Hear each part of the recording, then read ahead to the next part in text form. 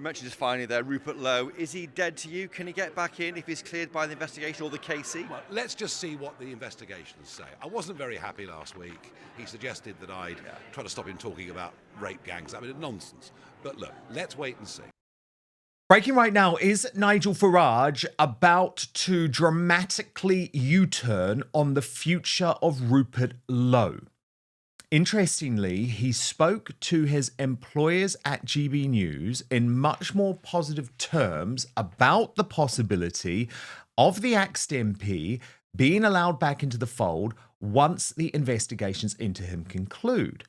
Now, look, I'd be delighted to see that as a conclusion of this unseemly civil war, because saving the country is far too important to let petty rows see good men forced out of the reform movement forever. However, how is that going to work?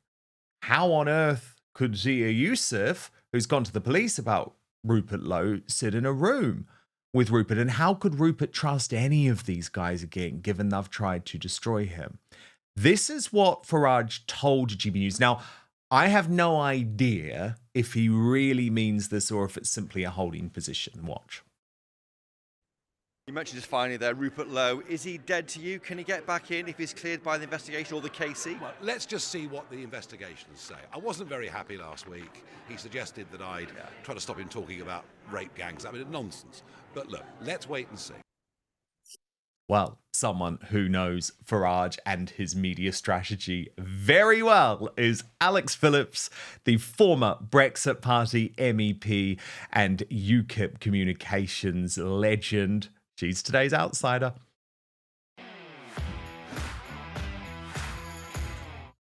Alex Phillips, goodness me, the civil war certainly hasn't toned down at all.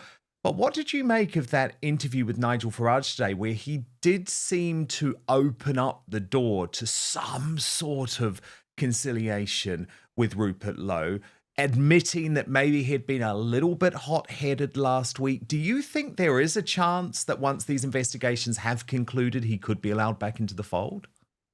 Oh, I hope so, because weren't we all saying basically, I could just bang their heads together. Look, I don't know what went on behind closed doors. Nobody does. We're all speculating from the sidelines, willing the two to just sort things out and willing them to stop washing their dirty laundry in public.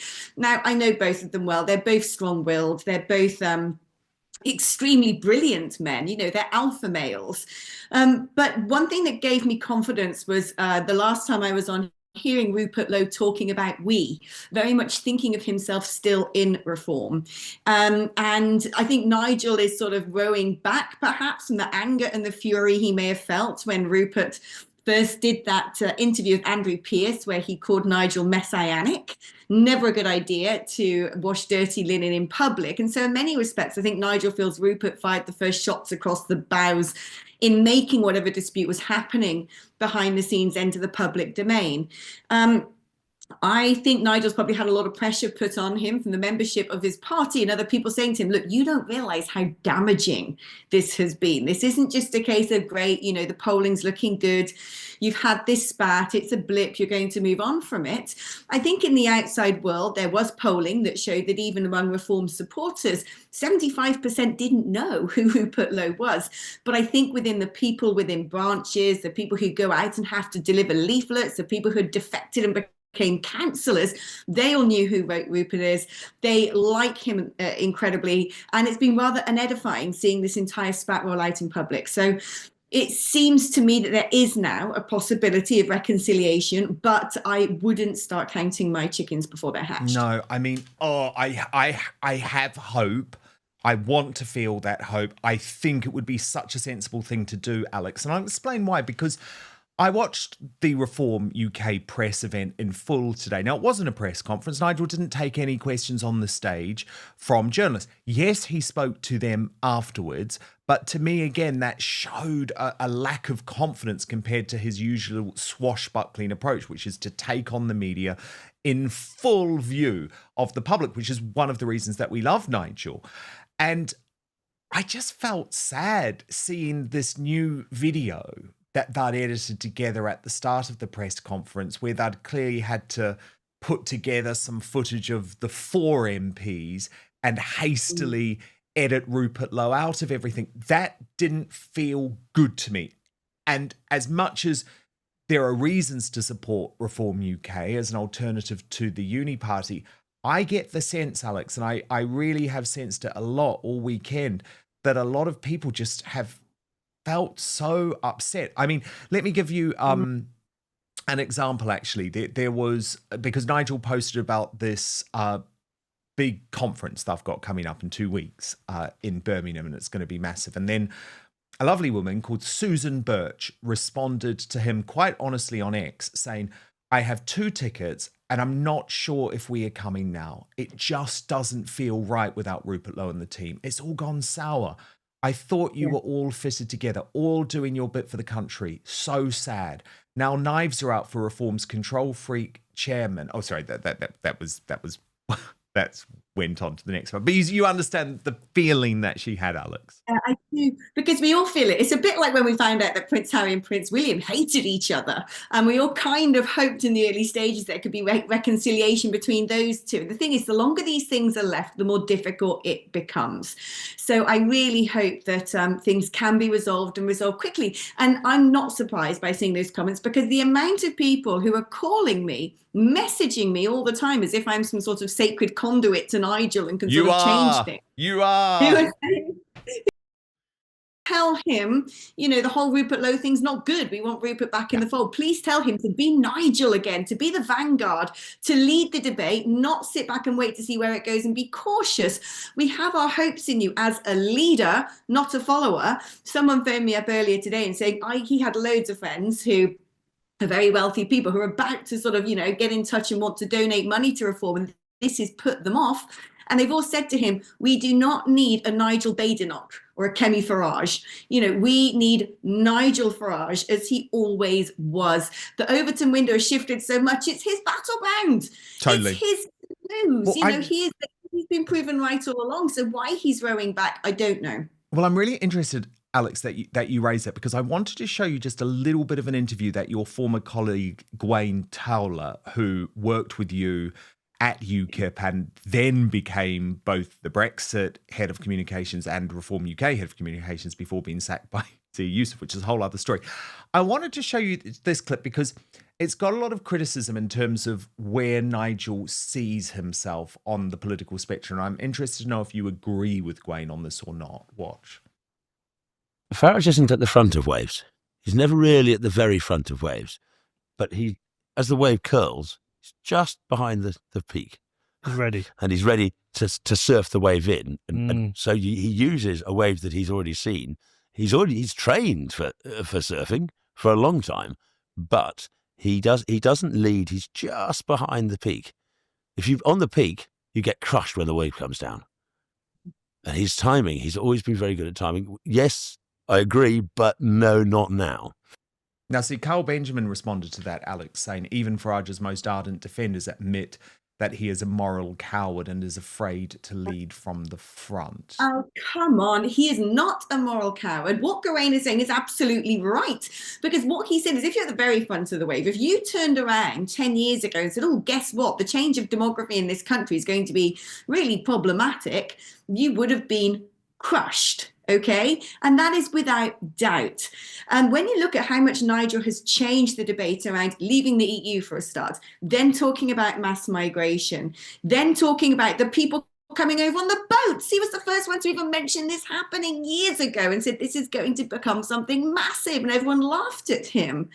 So this is what he does see things ages before anybody else. He's brilliant at reading the political tea leaves, but he also knows electorally, because he has sometimes gone a bit too soon on things. He has been the vanguard at the expense of himself and his own reputation, and at the expense, therefore, of enabling his politics and his party to succeed. So he has learned over the course of the years that timing is everything.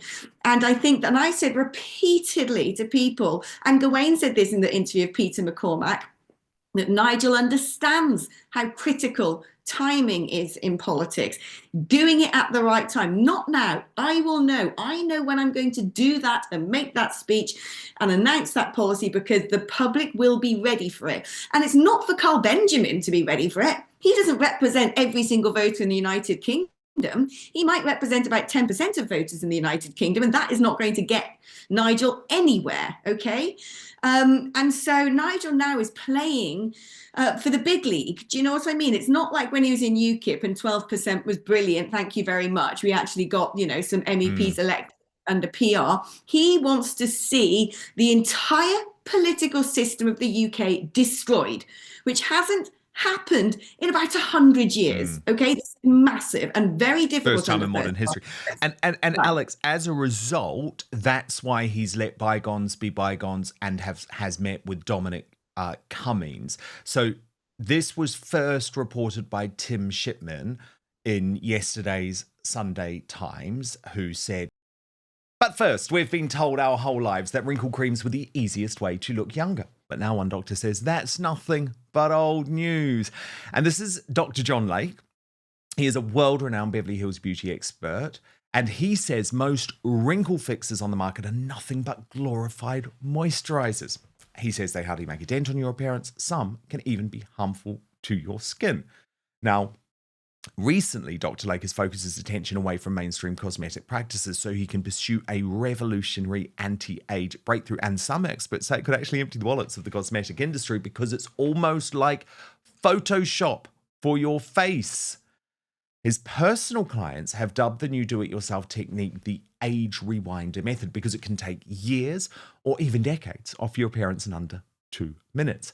So in light of this amazing breakthrough, Dr. Lake has released a step-by-step video to the public. It is free and uninterrupted, where he outlines exactly how to use this simple solution from home. And he says that if it even helps one person look or feel younger and more confident, he'll be thrilled. It's gone viral. This video, totally viral, millions of views. And the comments and feedback have been outstanding.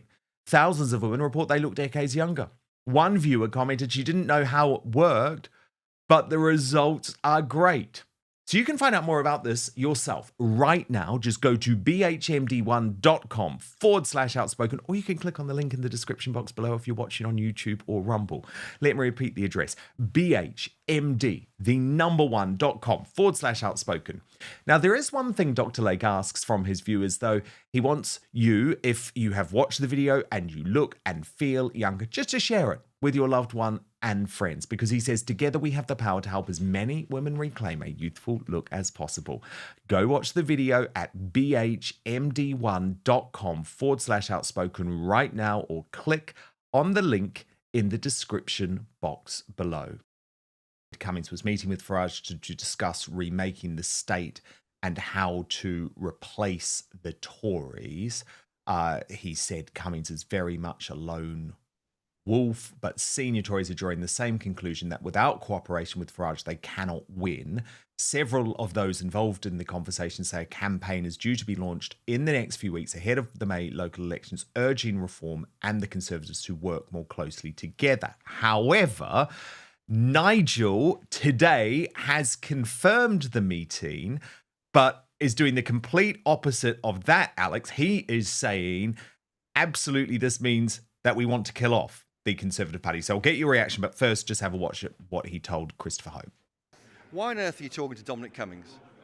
Well, I met him to talk about the blob and what were the problems. What were the practical problems of coming into government and not being able to do what you wanted to do? And I mean, that's very much an arm's length.